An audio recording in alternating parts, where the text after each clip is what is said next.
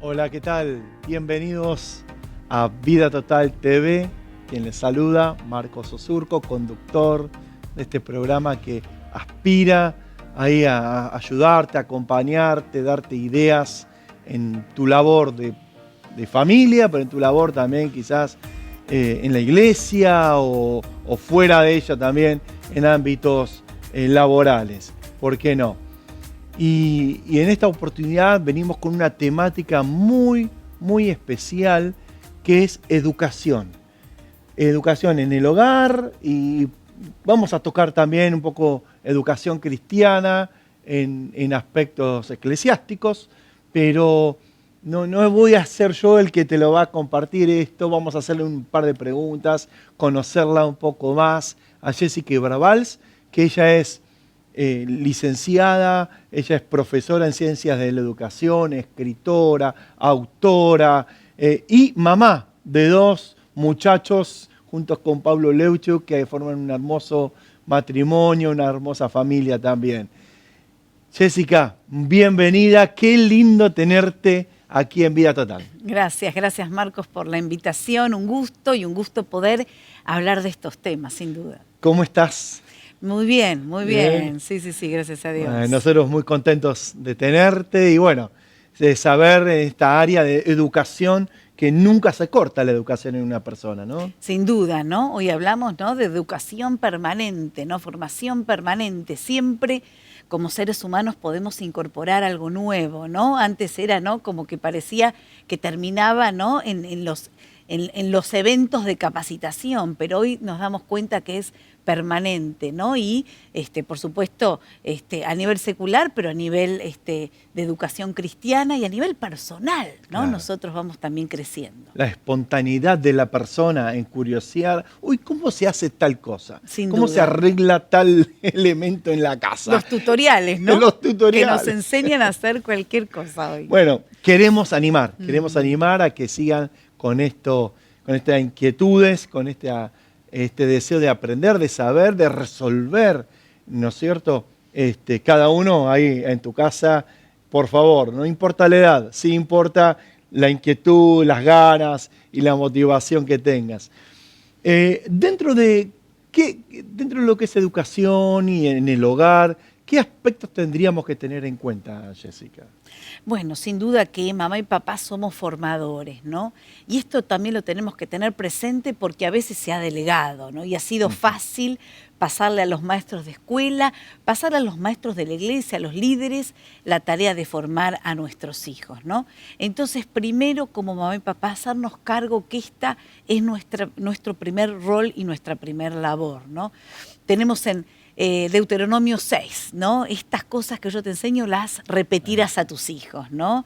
Hablarás de ellos estando en tu casa, en el camino. Otro pasaje precioso es Salmo 78, ¿no? Que también nos habla de esta tarea de formar a las siguientes generaciones, ¿no? Es algo que no podemos delegar, ¿no? Y me parece que como primera aspecto para mirar, tenemos que hacernos cargo, mamá y papá, de esta tarea, ¿no? En este transcurso de vida, como decíamos, hasta los 18 años, que es en esta etapa de formación, desde que nace hasta esta etapa entonces que arranca entonces con la vida adulta y la madurez. Bueno, mamá y papá comprometidos y sin delegar esta tarea.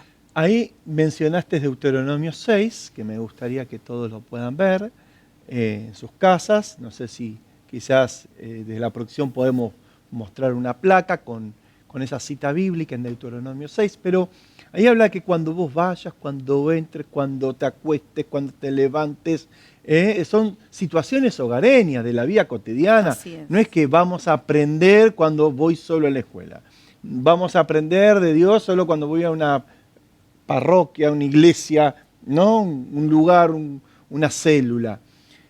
Aprendo, cómo hay una transferencia, un ida y vuelta. Y esto tiene que ver mucho con la oralidad, me parece, ¿no? Tal cual, tal cual. cuando vemos, por supuesto, cómo el Señor y cómo se va formando esta primer familia, la transmisión tenía que ver con la oralidad, con compartir, ¿no? Con contar las historias del pasado, ¿no? Y repetirla a los niños, ¿no? Y hacerlas saber, ¿no? Y bueno, y las anécdotas familiares, ¿viste? Cuando a veces nos juntamos en fechas, en cumpleaños, en aniversarios, en una Navidad, en un fin de año, decimos, ¿te acordás, no? Lo que pasó o este verano, y es muy lindo traer, ¿no? Porque es la oralidad, es el recuerdo, es la historia de nuestra propia familia, ¿no? A veces los padres cómo nos conocimos, ¿no? Esos primeros años de casados, los niños, ¿no? Las travesuras que hacían. Tengo una gran anécdota de mi hermano. Mirá, te doy un titular. Bueno, mi hermano Ezequiel, 4 años, Ezequiel Ibarbals. Ezequiel Ibarbals es contador. Es un hombre grande, está casado, ¿no? Sí, 2 hijos, bueno. Es un adulto. Pero cuando tenía 4 años, estábamos por hacer un viaje en familia a visitar a mis tíos que vivían en Suiza. Entonces, él tenía 4, yo 7, tenemos una diferencia de 3 años. Imagínate, mi padre terminando de su trabajo, ¿no? Para salir a los 2 días, mi madre, no me acuerdo, ahí la cama, la ropa para guardar. Y él siempre a los viajes, ¿no? Se ponía como ansioso, ¿no? No nervioso, estaba... 4 añitos. 4 años. Entonces estaba por ahí el termómetro que mi mamá le tomó la temperatura porque ya te digo, levantaba fiebre. Él siempre estaba muy ansioso frente a un inminente viaje. Se lo pone en la boca, lo quiebra y se traga la parte del mercurio con la parte del vidrio. Bueno. Milagro de Dios, la iglesia orando todos, ¿no? Bueno, gracias a Dios lo expulsó de manera normal, no lo dañó, y después con los controles por el mercurio, ¿no? Que también había consumido.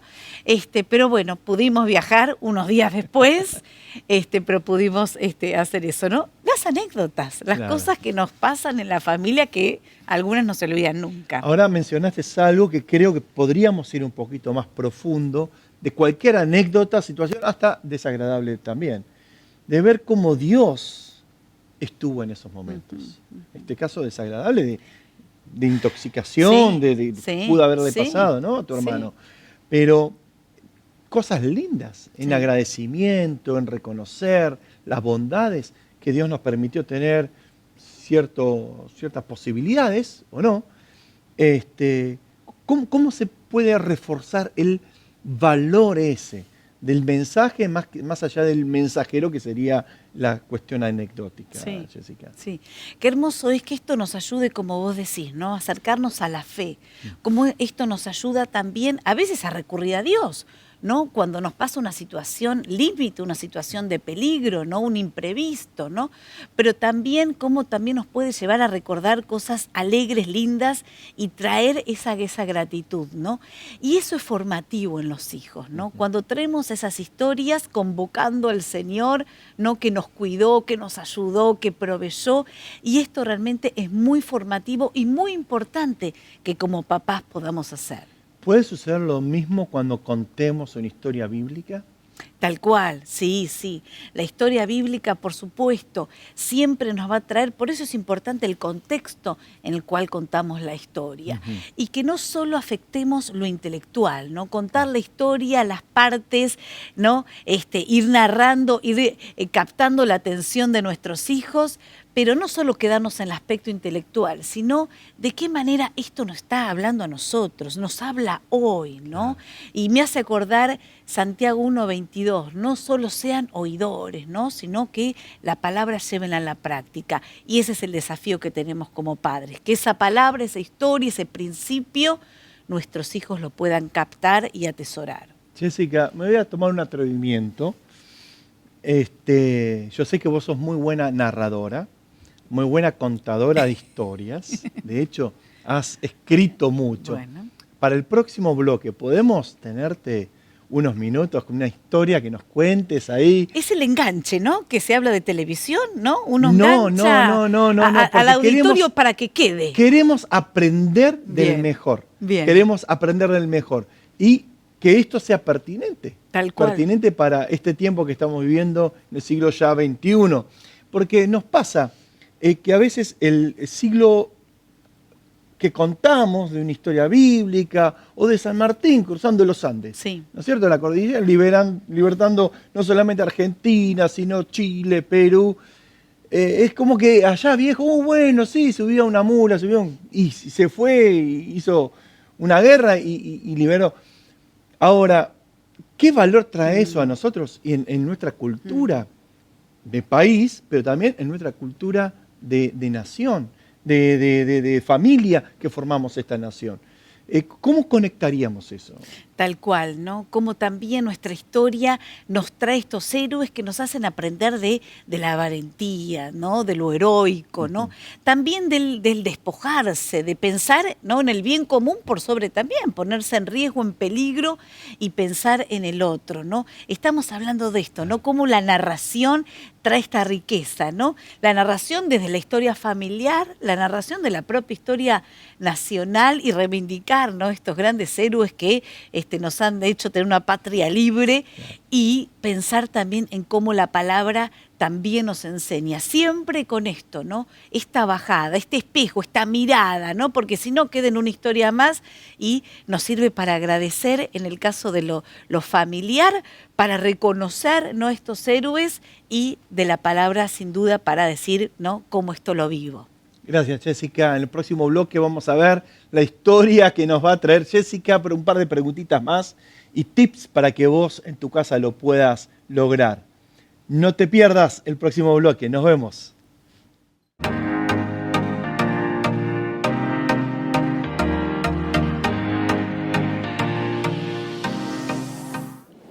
Es un gusto para mí estar nuevamente frente a ustedes con un desafío más de lo que nuestro Señor nos ha dejado en su palabra. Y este desafío tiene que ver con un concepto que nace del corazón de Dios. Porque si somos cristianos, si somos parte de la familia de Dios, de la familia cristiana, es porque Dios se ha placido en adoptarnos como hijos. Ese concepto de la adopción es un concepto que está en todas las Sagradas Escrituras, en donde Él mismo nos dice, por ejemplo, en el libro de los Efesios, que nos hizo aceptos en el amado. Nos acepta, nos toma, nos abraza como hijos. Y también lo dicen los evangelios, que a todos los que le recibieron, los ha hecho sus hijos. Entonces, ese hecho de que Él nos acepte, nos adopte, nos haga parte de la familia de Dios y que pasemos a ser sus hijos, es parte del concepto que nace del corazón de Dios.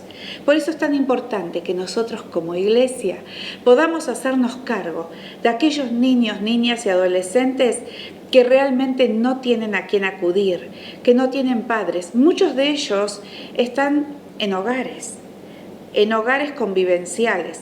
Algunos de esos hogares son cristianos. Por mi parte, dirijo un complejo de residencias socioeducativas en donde hay muchos niños, niñas y adolescentes, y han pasado muchísimos por nuestra residencia, en donde ellos son tomados y se considera como una familia. Y trabajamos de esa manera. Pero hay muchos otros hogares que también son buenos, sin lugar a dudas, que le quieren dar lo mejor, pero justamente tampoco está la palabra de Dios y el amor cristiano, que es lo que nosotros queremos transmitirles. Por eso es tan bueno y tan importante que las familias de las iglesias, si queremos educar a estos chicos, se puedan registrar en el registro único de adoptantes de cada provincia. Cada provincia tiene su registro de adoptantes para poder adoptar a alguno de estos niños, niñas y adolescentes que están necesitando una familia. Muchas veces se habla de animales y se publica y se dice hay un perrito para adoptar, hay un gatito para adoptar. Y yo digo, ¿cuánta gente va y adopta animales y está ahí con sus mascotas, lo cual es precioso? Pero miramos cuántos niños y cuántas niñas, cuántos adolescentes, cuántos jovencitos tenemos que andan tal vez por las calles y que después son los que se transforman en aquellos agresivos que no quisiéramos tener en nuestra sociedad, pero tal vez es porque no hubo nadie que se compadeciera de ellos, nadie que les dé un abrazo de amor, un abrazo de familia. Así que hoy quisiéramos dejar este desafío en sus corazones, que puedan registrarse en el registro de adoptantes de sus provincias y que puedan pasar todos esos exámenes de aptitud para poder llegar a ser una familia adoptante de un niño, de una niña, de un adolescente, de un jovencito que nunca tuvo familia.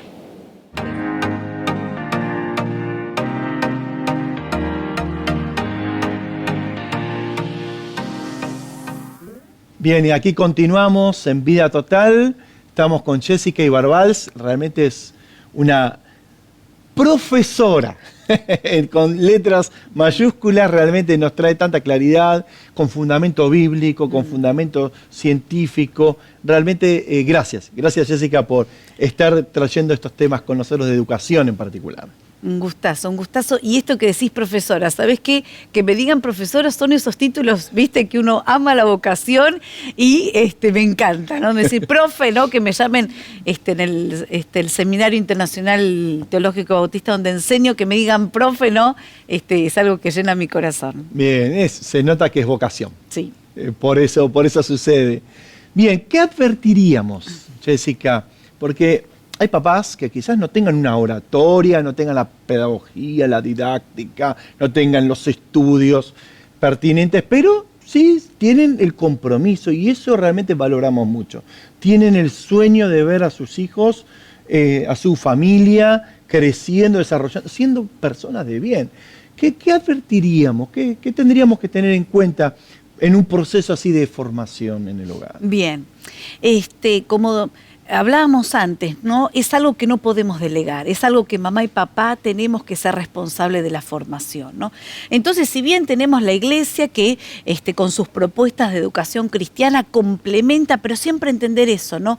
Que la iglesia, el maestro líder va a complementar, pero algo tuvo que haber empezado en casa, ¿no? Entonces, esos tiempos que uno puede por ahí, antes de que los niños se duerman, ese tiempo de orar juntos, ese tiempo de contar la historia, ¿no? Tenemos un montón de materiales que traen esa historia con palabras adecuadas, a veces esos devocionales, ¿no? Que a partir de un versículo los hacen pensar.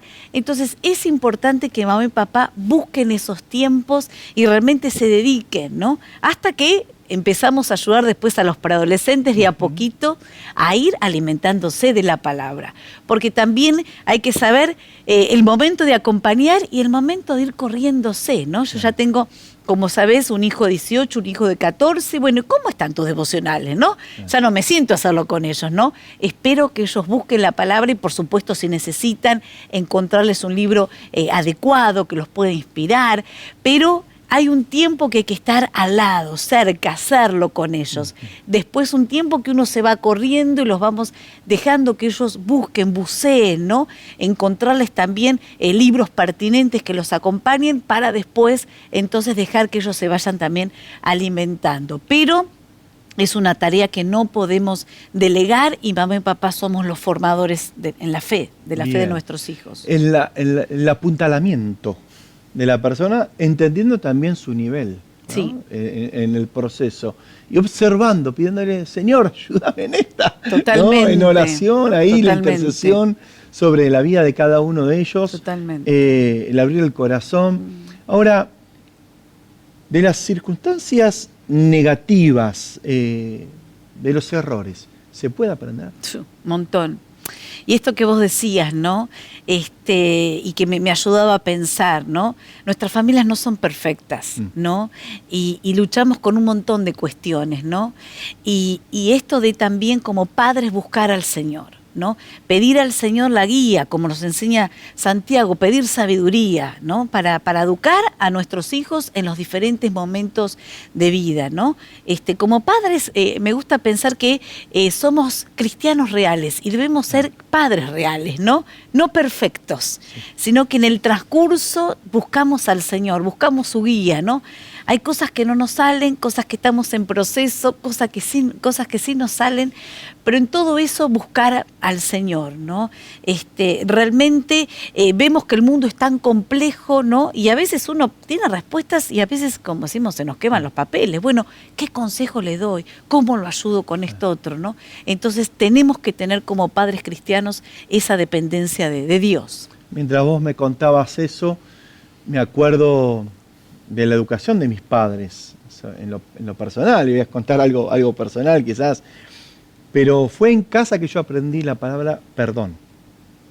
Fue con mi papá que aprendí la palabra perdón para la restauración de las relaciones. No porque él me dijera, me exigiera, vení y pedime perdón, porque si no estoy mal con vos. No, nunca hizo eso. Sino que él con el ejemplo. Porque mi papá ruso cuadrado, por así decirlo, era a veces medio tosco en las relaciones, poco afectivo, duro, ¿no? Pero con un corazón genuino. Y en esas relaciones, a veces que habían tensiones, yo en mi adolescencia, en mi niñez, él sabía venir a decir, hijo, tengo que hablar con vos.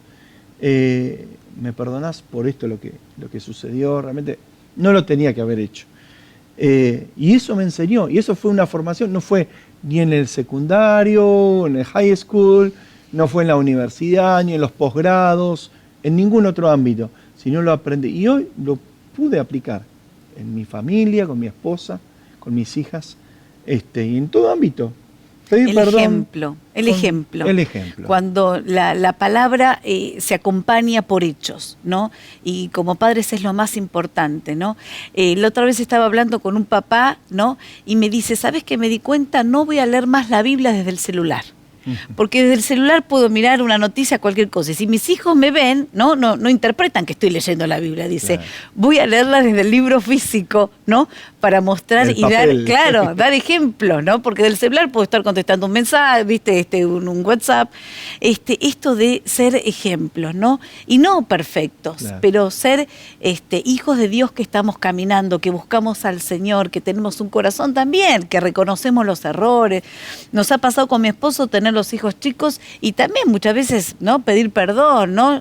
Yo como mamá, a veces uno retaba a uno y había sido el otro, o a veces esos días o esas, ya el anochecer de impaciencia, ¿no? Sí, y uno, bueno, y volver y reconocer. Y qué hermoso es poder dejarles un buen ejemplo, ¿no? Y en esto del perdón, como también mencionabas. Jessica, ¿cómo sería contar una historia? Una historia bíblica que sea realmente aplicada en 2 minutos. Sí. 2 minutos. Acá tenés las cámaras y todos estamos ansiosos de escucharte y conocer cómo hacerlo. Sí, bueno, la historia capta, porque la historia también nos trae a los orígenes de la humanidad, ¿no? Cuando se juntaban, ¿no?, alrededor del fuego, y el anciano contaba historias, nos retrotrae a la niñez, ¿no? Y compartirles hoy, por ejemplo, la historia de Josué, ¿no?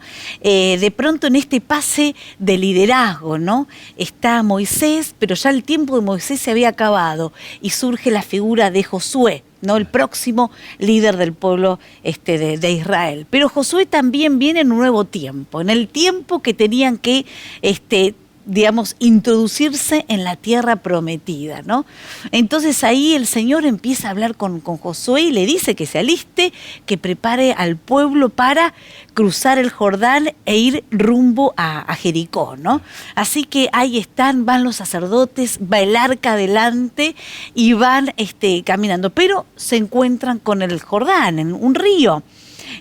Los que hemos visitado este río sabemos que tienen diferentes momentos, ¿no? Momentos donde el río está bajo y uno puede jugar en las orillas, y momentos donde el río está desbordado. El Señor pide que lo crucen en ese momento, ¿no? El río desbordado, peligroso. Pero dice que los sacerdotes empiezan a poner los pies, ¿no? Y entonces esas aguas se detienen, ¿no? Deja de fluir y siguen corriendo las otras.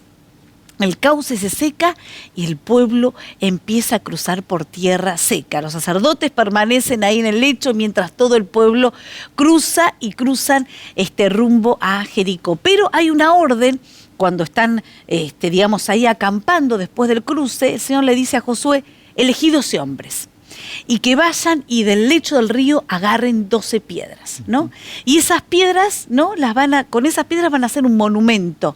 ¿Para qué el monumento? Porque cuando sus hijos les pregunten qué significan esas piedras, les dirán, estas piedras estuvieron acá en el fondo, ¿no?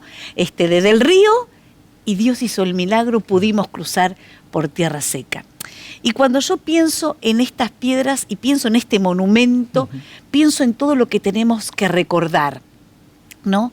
Porque hoy no tenemos estos monumentos, pero sí estas historias, estas anécdotas, muchas son monumentos conmemorativos, ¿no? Que enseñan y traen a las nuevas generaciones la obra del Señor, el poder, la provisión, el sostén. Por eso me encanta que en la iglesia recuperemos el testimonio. ¿Qué pasó? ¿Qué hizo el Señor? ¿No? Oramos por esto y a veces las mismas iglesias, ¿no? El templo no estuvo siempre, en un momento no había nada, ¿no? Y hermanos y la visión y empezaron. Son los monumentos conmemorativos que esta nueva generación tiene que escuchar. Lo que ocurre en casa, ¿no? Provisión, milagro de sanidad, de sostén, son los monumentos que tenemos que levantar y recordar a la nueva generación. Hermoso, hermoso, Jessica. La verdad que cuando vemos eso y vemos como Dios fue fiel. Amén. Dios siempre ha sido fiel. Monumento puede ser eso. Un elemento, un objeto, una foto, un recuerdo, un viaje, sí, ¿no? Bien logrado, o una flor quizás en la tumba de alguien, recordando su vida y su inspiración para nosotros, en el buen sentido. Todo esto realmente nos lleva a que tenemos que vivir teniendo una vida total, ¿sí? Apasionados. ¿Por qué? Porque queremos juntos crecer sanos y fuertes. Que Dios te bendiga. Nos vemos en el próximo programa.